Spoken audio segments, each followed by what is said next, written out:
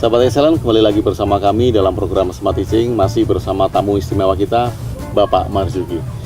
Pak Marzuki, ini tadi menarik, kalau orang tua murid saja menentang pada awalnya, artinya kan mereka nggak tahu nih. Sebetulnya mereka nggak tahu ide Pak Marzuki itu sebenarnya apa sih gitu, ditentang sama mereka gitu. Saya pikir wajar, mereka bukan tentang, tapi mereka ingin tanyakan saja sebetulnya. Karena begitu kok kelihatan anaknya antusias sekali untuk belajar. Kemarin-kemarin tidak seperti ini, kok ada perubahan yang luar biasa ya sebetulnya seperti itu. Dan sebetulnya konsep saya adalah pembelajaran ini harus kembali kepada alam. Jadi harus bermakna dan berkarakter. Bermakna bukan hanya hari ini, tetapi bermakna terus sampai hari esok dan hari selanjutnya. Inilah pembelajaran. Pada saat mereka ada di sekolah itu. Iya, jadi pembelajaran itu harus bermakna bukan hanya sekedar yang di waktu pelajaran hari ini, tetapi di masyarakat, di mana kepada orang tua itu harus bermakna betul. Nah, kemudian harus menjadi karakter, menjadi sifat yang terus-menerus, yang terus bisa dilakukan di luar, di dalam maupun di luar sekolah, atau di rumah, ataupun di mana saja. Maka karakter dari para pembelajar itu harus terbawa dan harus menjadi darah daging si pembelajar tersebut, anak tersebut. Inilah yang saya inginkan. Pernah saya bagaimana menanamkan karakter, dan memang banyak sekali yang saya perbuat agar anak itu suka di sekolah. Agar saya pernah membuat lab biotani itu. Yang saya buat lab biotani hanya di atas WC itu kan, bekas atas WC di bawahnya sepiteng, saya buat di situ lab. Ya. Maka di situ ternyata dengan 2 kali 2 meter itu membuat anak juga lupa untuk pulang. Dia sangat senang sekali belajar di situ. Saya lakukan tidak banyak dan tidak tinggi-tinggi. Hanya pohon tekokak dan terong, tomat dan locak. Hanya satu pohon tekokak berbuat terong, tomat dan locak, maka ini membuat anak itu suka. Jadi satu pohon ini bisa berbuah 3. Nah, bisa bertiga, tiga. Oh, 3. Nah, sesuai dengan sambungannya kita itu. Nah. Dan ternyata anak-anak suka untuk itu. Anak suka dan bisa, ya kan? Dan itu menjadikan mereka ketagihan untuk tidak pulang ke rumah. Nah, itu. Ternyata sederhana saja sebetulnya, membuat anak itu suka dan senang belajar di sekolah. Ya. Dan mungkin juga suasana seperti ini, Pak Marzuki. Ya. Kalau anak-anak sekali-kali dibawa kepada suasana alam seperti ini juga merupakan satu implementasi belajar yang kembali kepada alam, seperti Pak Marzuki tadi bilang. Iya. Oke. Nah, kalau lebih detail lagi, Pak Marzuki. Ya. Kalau sekarang ini kurikulum kan sudah jadi, Pak Marzuki. Oke. Kurikulum sudah jadi. Bagaimana caranya supaya menginfluence orang lain atau pengajar lain agar menciptakan anak-anak yang berkarakter dengan cara metode belajar kembali ke alam tadi? Ya. Dan nah inilah kesempatan saya sekali lagi. Ya. Dulu saya berangan-angan. Nah, sekarang saya ditantang.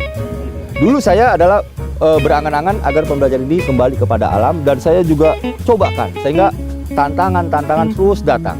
Dan akhirnya sekarang tantangan-tantangan itu mendesak saya menjadi sekarang saya lah pemegang istilahnya orang penting juga di tingkat kecamatan untuk mengendalikan bagaimana roda pendidikan yang ada yang saya pimpin ini. Sebagai seorang kepala UPTD.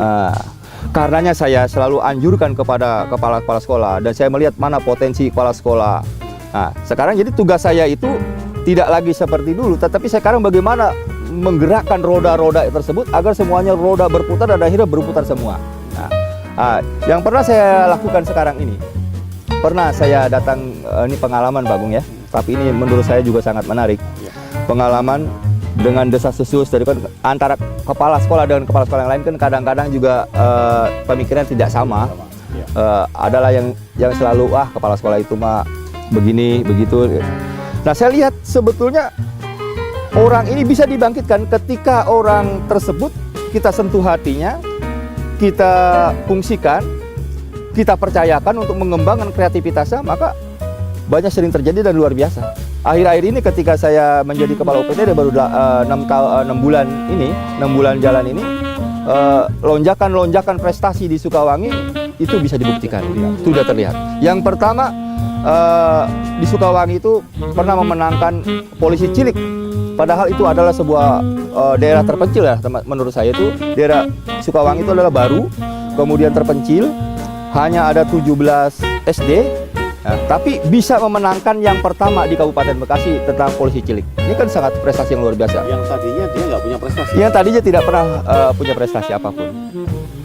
Nah, kepala sekolah berani berkorban, guru berani berkorban, semua orang tua murid berani berkorban untuk membiayai sebuah ide sehingga akhirnya menanglah tingkat Jakarta, itu juga juara ketiga, kan lumayan juga. Oh, gitu kan. dari yang tadinya nggak punya prestasi. Yang tidak punya prestasi. Oke, ini pendekatan apa Pak Marzuki yang dilakukan? Doma si beba. Doa sih Ya. Pak. Dorong, maklumi, yang seperti itu. Smart Teaching, sahabat excellent. Kalau tadi Pak Marzuki bilang Doma si beba, ini sebetulnya singkatan. Do yang pertama adalah dorong cita-cita mereka. Maknya adalah maklumi kegagalannya. C-nya adalah singkirkan ketakutannya. B-nya adalah benarkan kecurigaannya. B-nya adalah bantu mereka untuk melempari musuhnya. Jadi tadi Pak Marzuki berkali-kali bilang adalah Doma si beba. Nah, karena sahabat excellent juga pasti akan bertanya-tanya Doma si beba itu apa? Ya, Ini kan singkatan bagaimana cara kita influence orang lain dengan cara yang tidak mereka sadari. Artinya adalah dorong cita-cita mereka, maklumi kegagalannya, singkirkan ketakutannya, maklumi kegagalannya, dan bantu mereka untuk melempari musuhnya. Nah, Pak Marzuki, kalau ide ini bisa diterapkan, artinya kan Pak Marzuki juga mesti harus memberitahukan kepada orang-orang lain lagi akan ada regenerasi. Nah, apakah ketika sekarang Pak Marzuki menjadi kepala UPTD, Pak Marzuki sudah berpikir akan melakukan regenerasi untuk nantinya sehingga kepala UPTD yang baru akan melakukan hal paling tidak sama dengan yang dilakukan Pak Ya, Marzuki? kalau untuk regenerasi, ya memang selalu berpikirnya saya itu selalu pemberdayaan. Siapapun dia, orang yang dekat dengan saya itu saya selalu berbagi agar mereka juga berdaya. Nah, saya pikir saya juga melalui para pengawas, kerjasama. Pengawas itu kan bukan anak buah, kan, tetapi dia partner kerja karena dia mengurus di bidang administrasi, tentang keguruan, tentang teman-teman guru. Nah, maka kita ajak pengertian bahwa setiap sekolah itu harus membuat satu yang saya namakan proyek.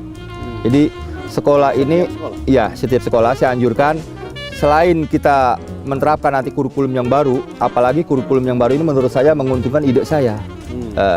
Karena memang yang saya harapkan dari dulu bahwa pembelajaran ini adalah prosesnya yang paling penting mah. Bukan berarti hasilnya tidak penting. Ya, ketika proses dilalui dengan benar, maka udah otomatis bahwa hasilnya pun akan benar, gitu kan. Nah, karenanya kenapa? Jadi guru yang sekarang ini kan masalahnya kan inginnya instan saja. Jadi mereka itu ingin ngajarin yang enak saja, yang mudah, tidak cari proses agar anak itu dapat menemukan. Kalau saya tidak, agar anak dapat menemukan bila perlu filosofis dari apa yang dilakukan itu bisa ditemukan. Contoh, seperti pohon tekokang dengan berbuah terong, itu adalah makna yang filosofis sekali menurut saya. Kita akan dulu waktu. Nah, sahabat excellent, hal yang sederhana yang akan Pak Marzuki ungkap bahwa pohon tekokang berbuah terong ada makna filosofis yang sangat dalam. Kita akan gali setelah ini, jangan kemana-mana, masih bersama kami dengan Pak Marzuki.